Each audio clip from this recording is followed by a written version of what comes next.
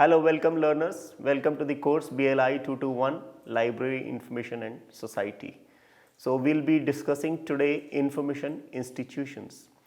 In this course we have been discussing the importance of information, importance of libraries, and we have been discussing this in the context of society.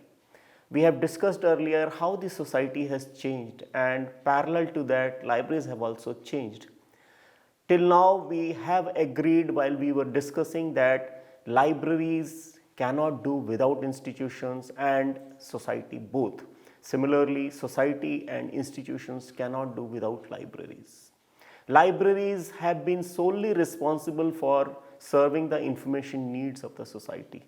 But then with the changes in the society, particularly changes in the digital world, digital information, the information communication technology, and side by side the changing needs of the different sections of the society, we have seen the origin, development and changes in the library and information institutions that exist. The information institutions have been changing themselves, libraries have been changing themselves. The changes have been in their functions, in their mission objectives, and also in the way they are serving the society. So, these information institutions are of different types. Libraries too have transformed themselves into information institutions, have changed themselves from being traditional libraries.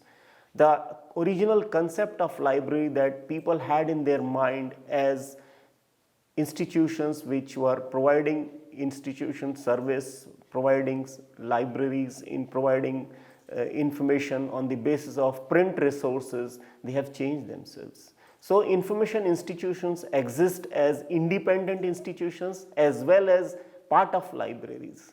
So, we will be seeing how these information institutions exist, what are their different types, how they are serving the society. We will also take up examples of these information institutions. By going through this unit and this discussion today, we will be confident enough, we will be able to understand and later on discuss also and implement how these information institutions differ in their objectives, differ in their processes, operations, procedures and services. So, let us begin with talking about these one by one. As you see here on the screen, we have enumerated these different types of information institutions. Beginning with libraries, we have kept libraries in the beginning because they have existed since times immemorial and they have really served the needs of the society, and the other institutions that we have listed here have with changing time evolved. So, it is a matter of evolution that we have seen libraries changing shape, libraries giving birth to other information institutions also. Though we may agree on a point of view that it is not always libraries, but then there is always a position where we can say yes, libraries have been the reason, have been the factor that have given birth to these different types of institutions.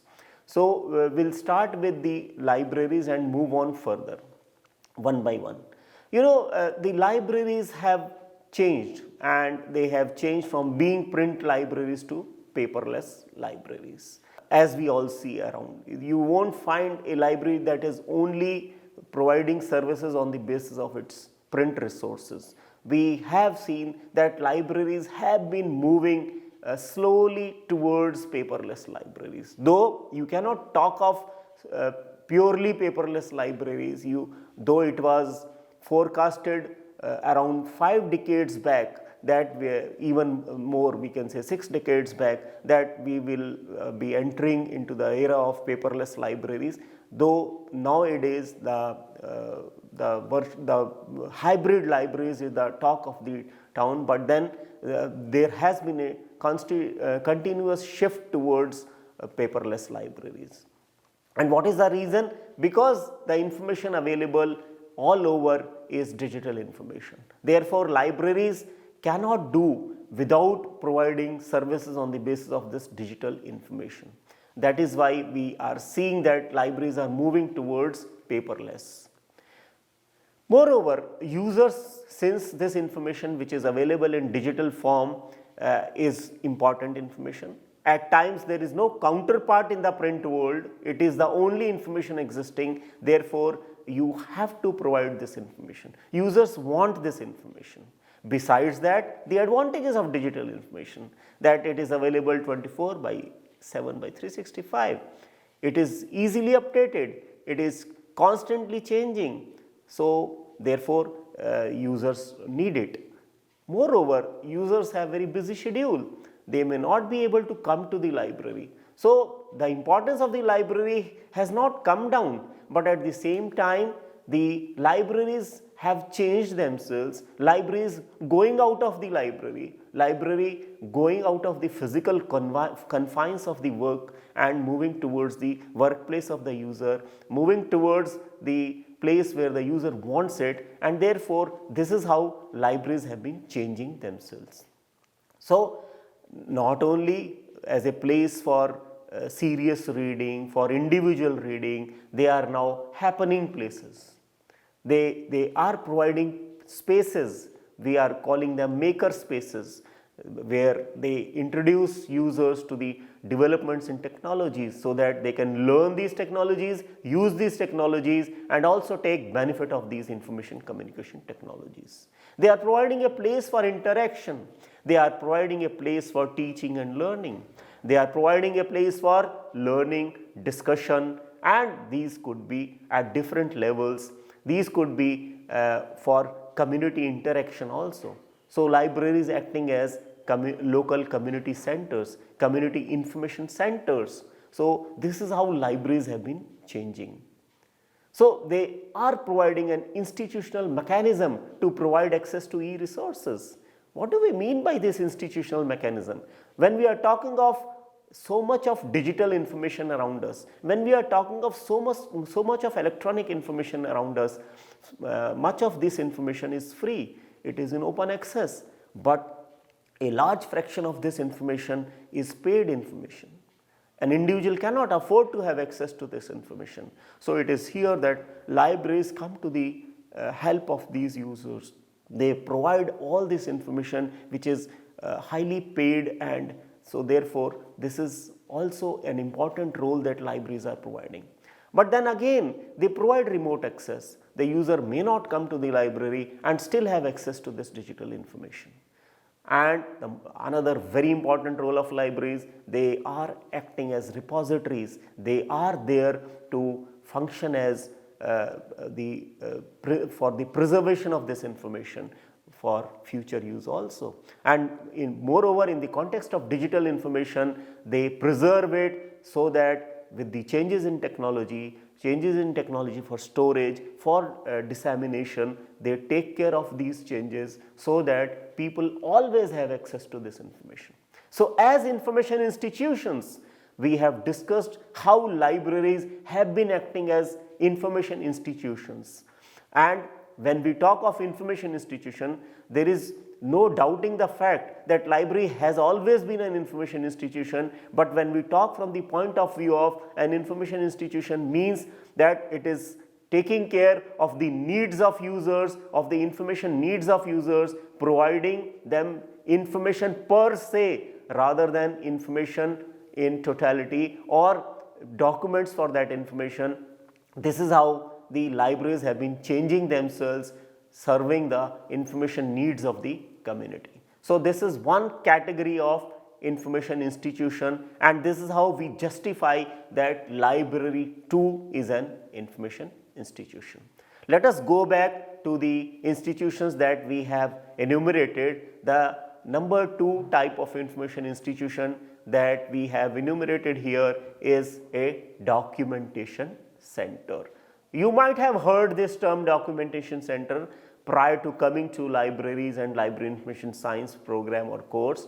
You would have seen that there are documentation centers which help us in documentation, which could be legal documentation, so as to satisfy the needs while we are acquiring property or traveling. Also that too is documentation. But when we talk of documentation centers from the point of view of information, from the point of view of libraries and information centers, they are a little different. Let us talk of these documentation centers.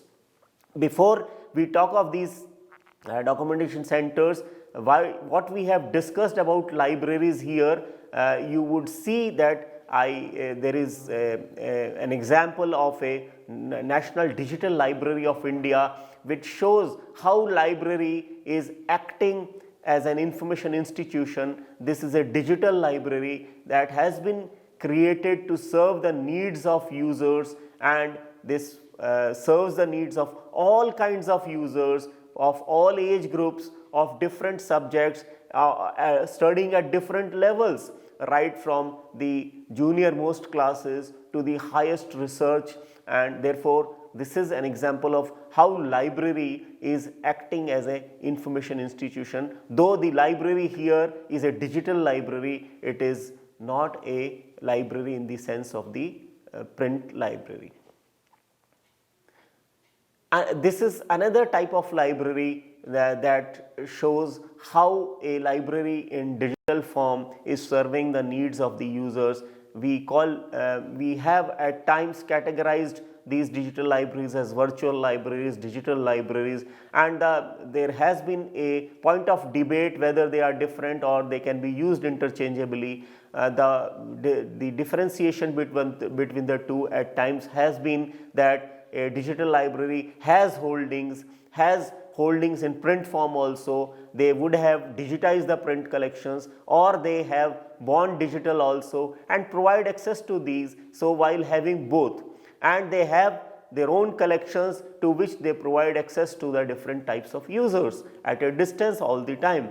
Whereas the virtual library has been differentiated as a library with no collection of its own, with no physical infrastructure, with no physical building or something like that, but still it provides access to different types of resources, because it provides access to these in the form of links. They provide access in the form of links to different sources of information, and here is an example of such a library which provides access to the cultural heritage of the country in different forms by the Ministry of Culture, Government of India.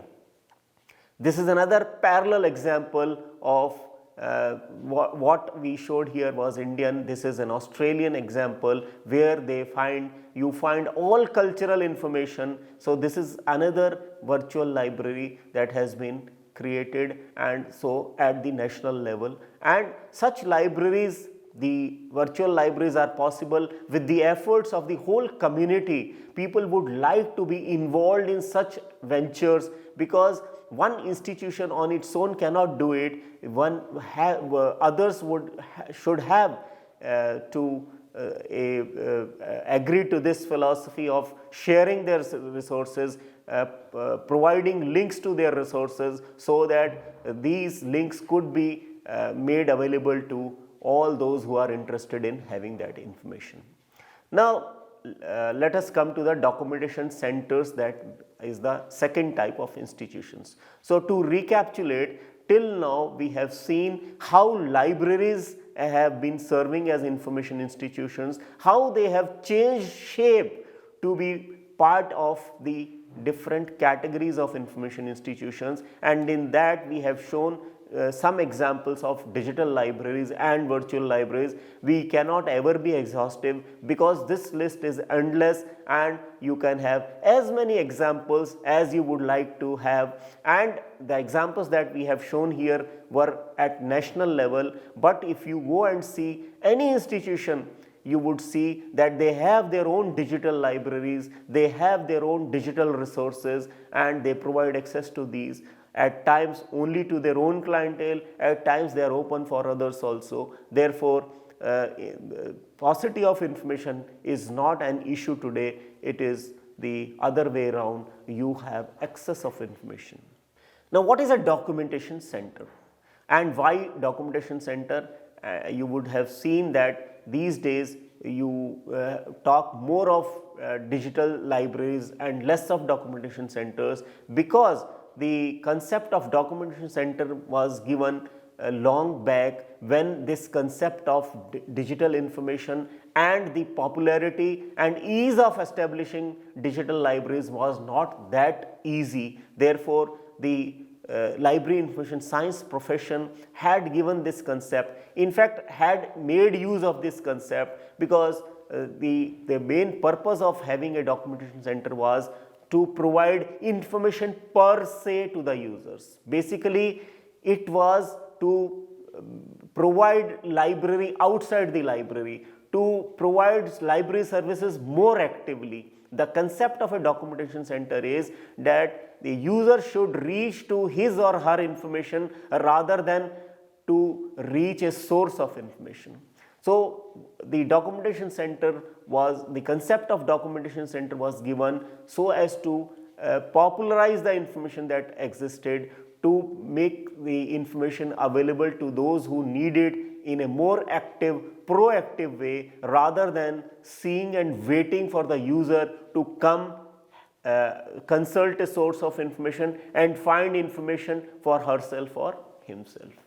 So, as you see here on your screen, we have defined that documentation center refers to, documentation as a process refers to informing the users about the content of documents of interest to them.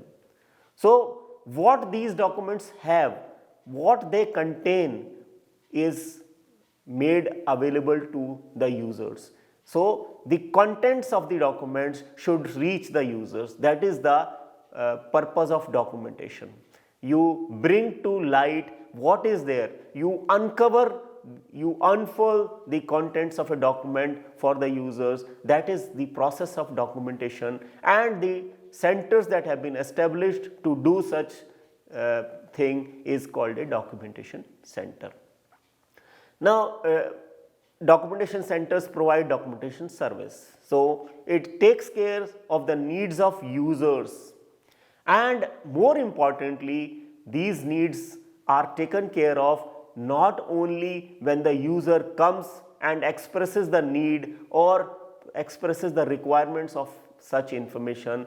Before the user coming and asking for that information, it is made available to the user. That means, in anticipation of the user expressing his need, in anticipation of the user feeling the need for that information. That is very important on the part of documentation centers and documentation service. There are different types of products and services that these documentation centers provide to the users. And as you see here enumerated, some of these are bibliography. A bibliography is prepared by a documentation center, and this bibliography is prepared again in two ways. Either the documentation center prepares it in anticipation of the need or in response to the need of the user.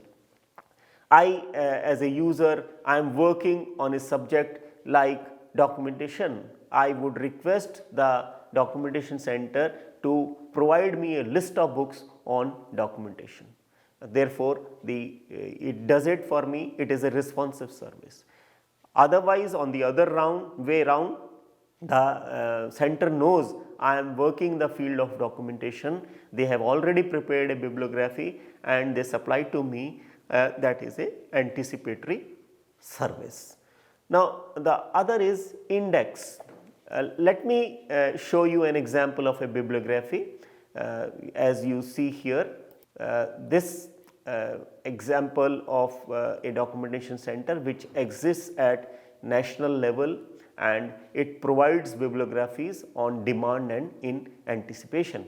It is a national level documentation center of India, and the name of the center is Indian National Scientific Documentation Center, INSDOC, and it is now has a different name. It is called NISCARE. Earlier it was called INSDOC. Now, this is one example of a documentation center, and there are different documentation centers. This is an example of a national level documentation center. Now, as we were discussing that it takes care of the needs of the users in anticipation as well as in response when the user wants for this service. And one of the services is a bibliography. We will see some examples of bibliographies. These bibliographies could be provided in a particular subject, in a particular area, on a particular issue. It could be a mission based bibliography, it could be as per the requirements of the user. Similarly, indexes are also created by a documentation center. Abstracting services, newspaper clipping services, current awareness services, selective dissemination of information. We will be discussing about all these services in the different courses that we have in the BLS program. Now, there are different types of documentation centers. As we said that the work documentation remains the same, but the scope of work differs, and these centers exist at local level, regional level, national level and international level. So, why at different levels? Because their scope of work is local, regional, national or international. We have already seen one example of a national documentation center just now. As we said, it was earlier named INSDOC, Indian National Scientific Documentation Center, but now it is called NISCARE. Similarly, you can see some more examples. As I was telling you, this is the new name and this is the website also. Now, this is another national documentation center, National Social Science Documentation Center. So, you see these two examples, they are both national documentation centers, but there is a slight difference. The earlier one was a documentation center in the field of science, whereas this is a documentation center in the field of social sciences. So, they are different from the point of view of subject also. This is an example of a regional documentation center. As we had said that there are regional documentation centers also. This is for Europe and this is there are some more examples of regional documentation centers like this one, SARC documentation centers. Now, with changing times, some of these documentation centers have been dormant also, and the reason is because so much of information is available in digital form. There are so many institutions that take care of such needs of the users, particularly in view of knowing the needs. Because of the technology that helps us, we are able to know what sort of needs users have, and with the available push-pull technology that is there, we are able to serve our users. But as students of library information science, we should be knowing about these centers, because we should also know how it has developed and we should also be knowing the history. This is an example of an international documentation center which is one of the oldest, but now no more active. The way I have been telling that the reason behind their dormancy is with the changing advancements not only in the technology but also the information availability. And this is FID, International Federation for Information and Documentation. So, we have seen some examples at the international and local and the regional level. This is another international documentation center, but this is not in a particular subject like science or social sciences, but it is in a particular form of document, that is patents. So, you may have different documentation centers as far as their scope is concerned, which could be scope from the point of view of geographical area, scope from the point of view of subject or discipline, or also scope from the point of view of a particular form of document. You know, patent is a very important form of document and one should know what has been patented, and therefore, this has also been the reason for having such a documentation center. So, now we are very clear about the different types of documentation centers. We also know what are the services of documentation centers. Now, as we have said about the different products of the documentation centers, and we had mentioned that bibliography is one of the product that these documentation centers create, they do that in anticipation as well as on demand. Here you see an example in National Social Science Documentation Center, and you see here one example of a bibliography. Similarly, they create bibliography in different areas as per the needs of the users. They create abstracts also, and it's not a optional service, or it's not a service which is provided at irregular intervals, but it is a regular service that is provided by the National Science Documentation Center, which was earlier named INSTOC, now called NISCARE, and this is the Indian Science Abstracts. It's a very important service because you come to know of what literature is being provided, is being produced in the field of science, and therefore it has its own importance. Now let us go further down into the next type of information institution, and this is a information analysis center. You know, as the name indicates that it is such a center exists because they analyze the information, and therefore on the basis of that analysis they create information products. And I read out here a definition of a very authentic source, that is the Committee on Scientific and Technical Information. It has defined an information analysis center as a formally structured organizational unit. Mind you, it says a formally structured, because when you talk of a particular mission or goal or objective, you need to have a formal structure also. So it's a formally structured organization or unit, specifically but not necessarily exclusively. Though it is, the purpose is specifically information analysis, but then it could be part of an institution also. It could be part of a library also. Therefore, we say not necessarily exclusive, established for the purpose of acquiring, selecting, storing, retrieving, evaluating, analyzing, and synthesizing the body of information. So see how many processes are involved, that you need to select information, because you have so much of information around. You should not see that everything should be selected. You need to select on the basis of the requirements of the users, and then you store it, you retrieve it, and evaluate that information. Evaluate from the point of view of its authenticity, on the point of view of its scope, from the point of view of the needs of the users and requirements of the users.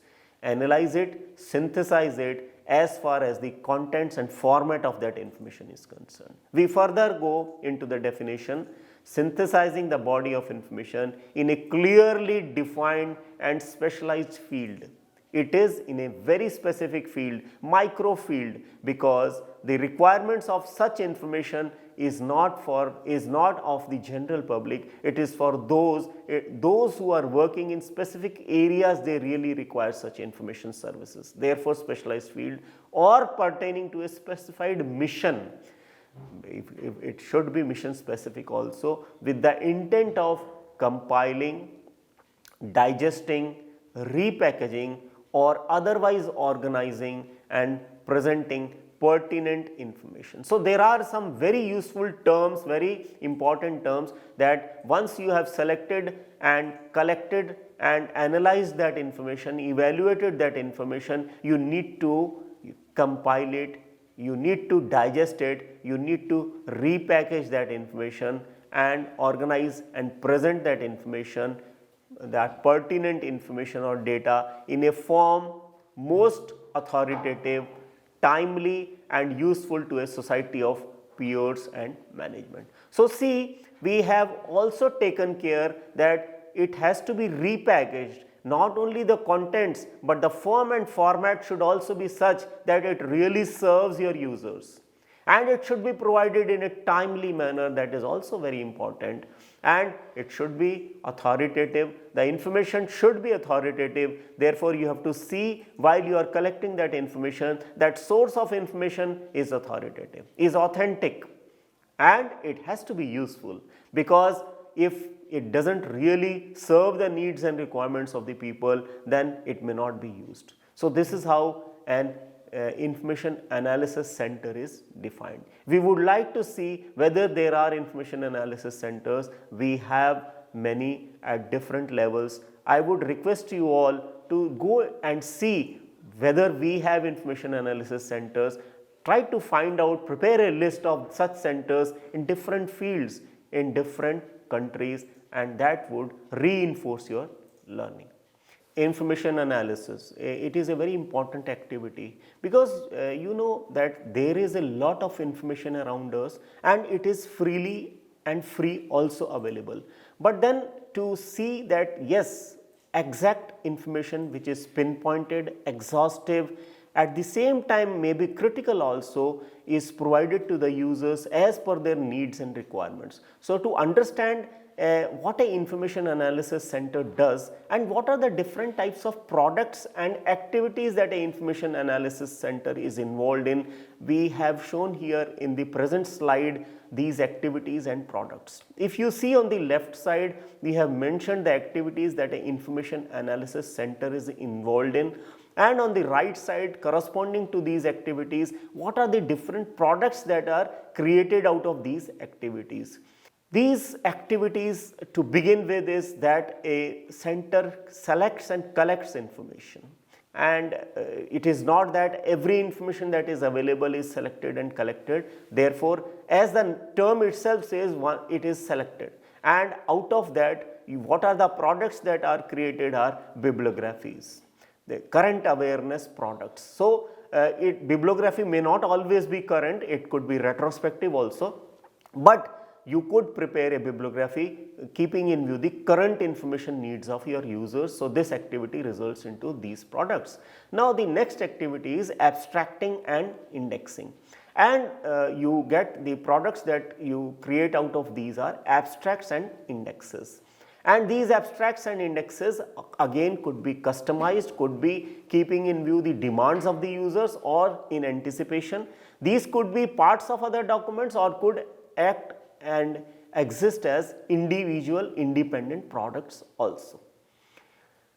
It could be extraction of information also, and you know, in extraction you extract some information and provide it as a descriptive review or as a compilation, and this is just extracted means it has been taken out of from the original source. You have not done anything in addition to that, it has just been culled out. That is why you say it is extraction. But in case you do some critical process on the extraction, then it is called evaluation. The person who is doing that evaluates that extracted information, that culled out information, and the products are many that are created out of it.